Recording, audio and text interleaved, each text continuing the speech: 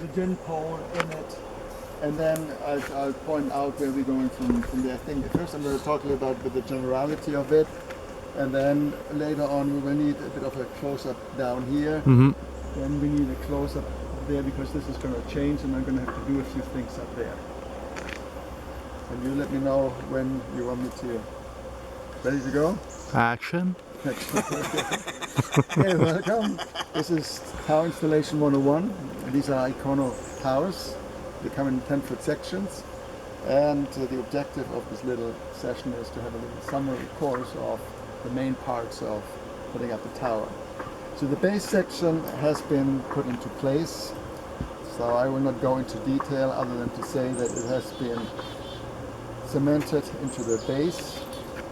Then there is non-shrink grout on top of that, and the function is to ensure that the leveling screws which are underneath here, they have been adjusted so that the tower is plump, and now nobody can sort of, no casual person that comes by and wants to sabotage the tower can undo the screws or the nuts from underneath it. The way we're going to install the tower is by the use of a 20-foot gin pole. The gin pole is quite heavy. It goes somewhere 150 pounds.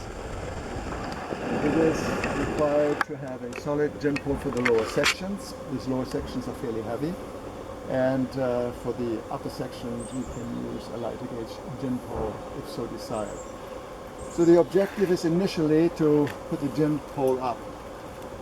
And once the gin pole is up in place, this capstan winch is the workhorse. And if you look at this temporary setup, the temporary right now is because if you look at the gin pole, and you will see it pretty loose, and I'll talk about the reason for that in a moment. The gin pole's function is to raise a tower section. This is one of the tower sections. There's a pulley up on top of the gin pole. The load line goes over the drum of the winch and the section is raised. Once the section is close to where it has to be, it will have to be placed over the top three legs, and then we use these kind of splice plates. These plates are attached to each section. 2 bolts go into the lower section, 2 bolts through these go into the upper section. There's 1 splice for each tower leg, which means there are 3 splice plates for each section splice. Now we're going to talk a little bit about the gin pole itself here. The gin pole is very heavy, so in order to hoist the gin pole we use a winch for that. The gin pole has a plate that supports the gin pole, in this case over a footsteps.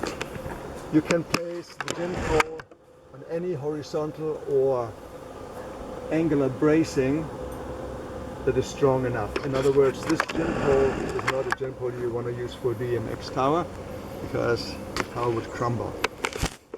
The function of this plate here, the plate is angled, so the function of that is to provide almost no movement once the gin pole is placed into position. The only movement possible would be lateral movement, and that is of course addressed by using a rope, and the function of the rope is simply to prevent the gin pole moving in the horizontal direction. But the gin pole can't move in this direction because of the angle of the plate and the pipe here. Now the reason, and I'm going to go up here,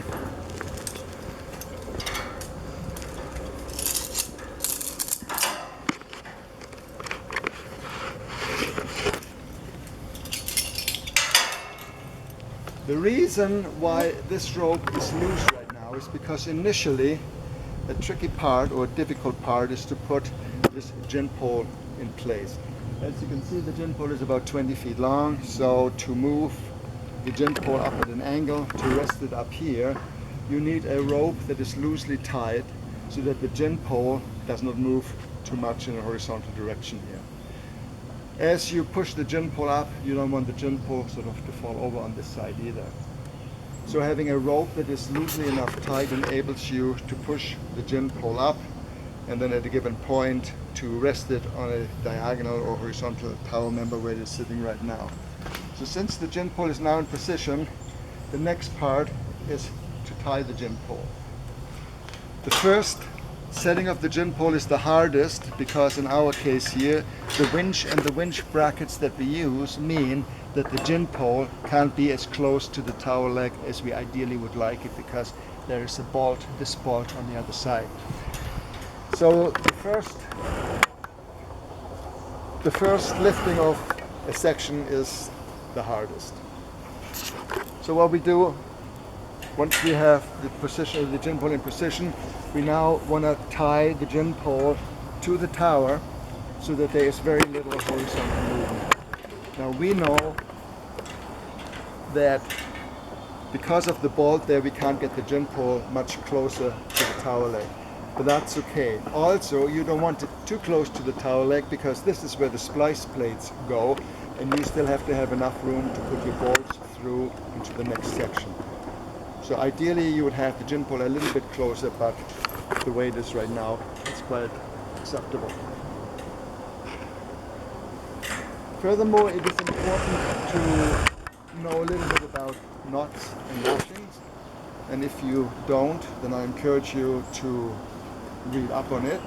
Alpha Beta has a booklet that explains all these things that is available through Jill, if Jill's interested. And you can look at the different knots and lashings and find the ones that are most suitable for you. So right now the gin pole is basically in place. There can always be a little bit of movement, but not to worry too much about it.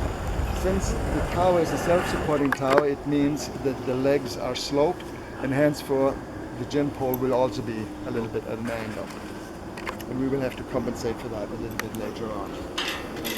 So the next part that we're going to do is we're going to raise the lower sections. So this is the second section from the bottom. Oh, I have an audience here now. This is the second section from the bottom, and this is one of the more difficult sections to put in place because, as you can see, we have a foundation that is above grade, which makes it more difficult. Most concrete foundations are, a few inches above grade. This one is about 2.5 feet above grade. Secondly, we have the capstan winch, which is a little bit in the way right now. So that's going to complicate it a little bit as well, but you will see that in a moment. And finally, forgot the third point. Anyway, we can do a little pause now.